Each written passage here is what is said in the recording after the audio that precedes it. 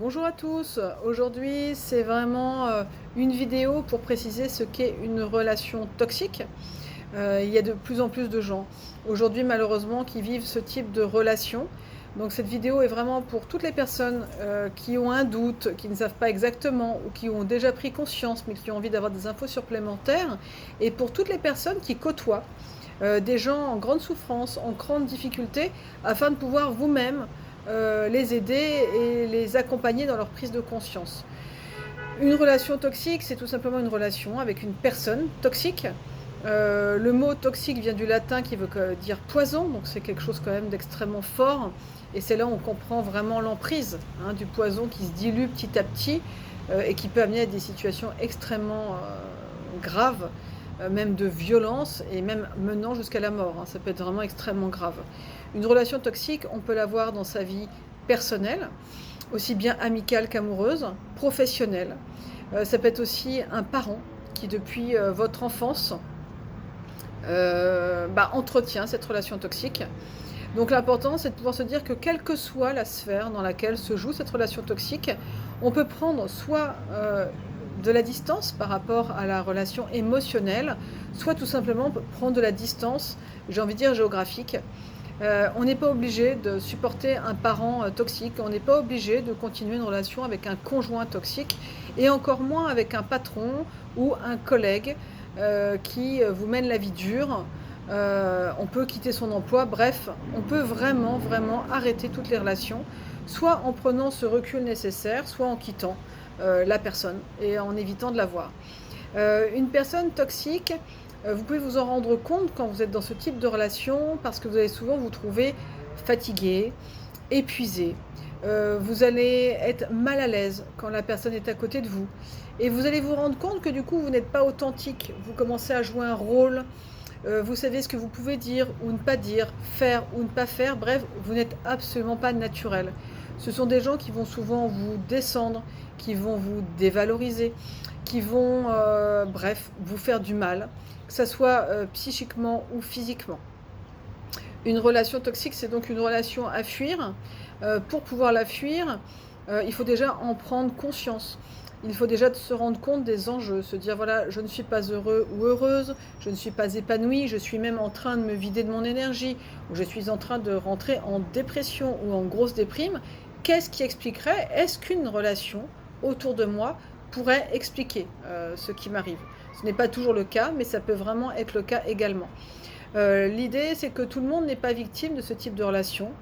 Les victimes ou les proies, on va dire, qui peuvent vivre ce type de relation, ce sont souvent des gens en manque d'estime d'eux-mêmes, qui ont pris l'habitude de s'occuper des autres, d'être à l'écoute des autres, qui sont à l'écoute des besoins des autres, mais qui s'oublient, qui ne savent même plus ce dont elles ont envie, qui ne savent même plus ce qu'elles ont envie de vivre, qui ne connaissent même pas leurs besoins, alors encore moins des projets dans l'avenir. Ça, c'est extrêmement important d'en prendre conscience.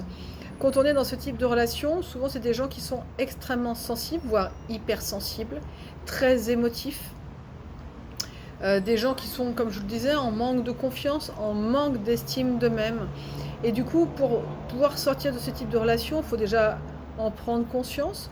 Il faut oser s'ouvrir à quelqu'un de votre entourage, une oreille attentive, un professionnel, aussi bien coach comme ce que je propose, mais aussi un thérapeute. Bref, trouver une oreille attentive pour pouvoir oser exprimer ce que vous vivez, exprimer, vous confier et surtout faire un travail vraiment sur vous pour non seulement sortir de la relation en étant épaulé et accompagné, mais également justement grandir en soi pour ne pas répéter les situations indéfiniment.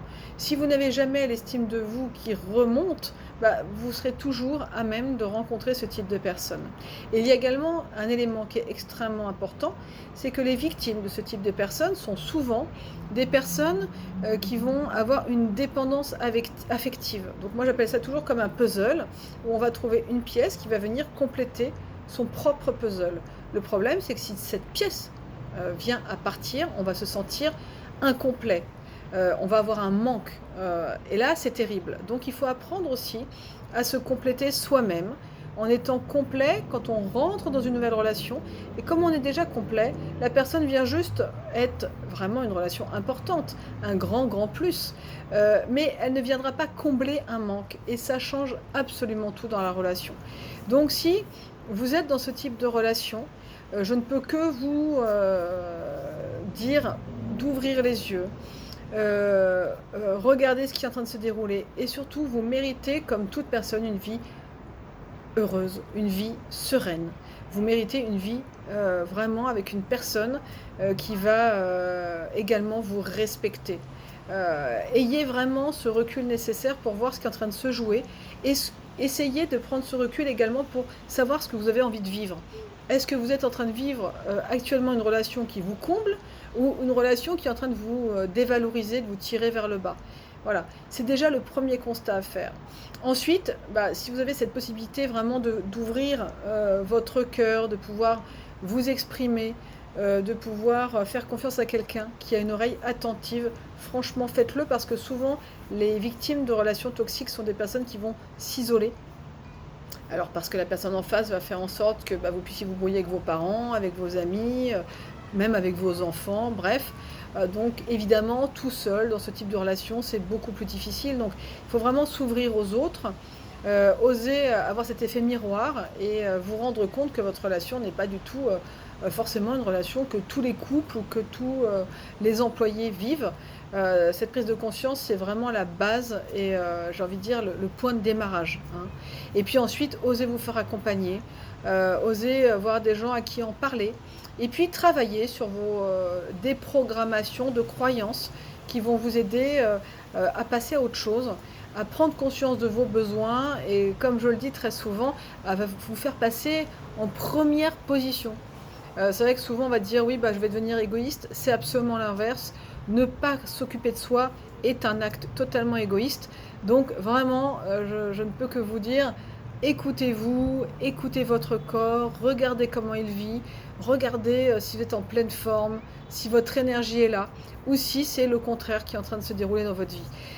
Et pareil, si vous côtoyez quelqu'un qui a ces difficultés-là, qui est dans une relation amoureuse qui est destructrice, ou dans une relation familiale, ou même amicale, avec quelqu'un qui est toujours en train de le dévaloriser et en train de le descendre en flèche, forcément c'est des relations qui ne sont absolument pas positives.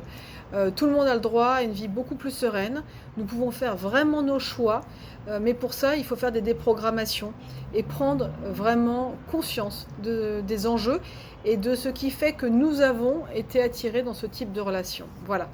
Vous pourrez voir de toute façon tous ces éléments dans le texte qui accompagne cette vidéo et n'hésitez pas à revenir vers moi si vous avez des questions. À bientôt.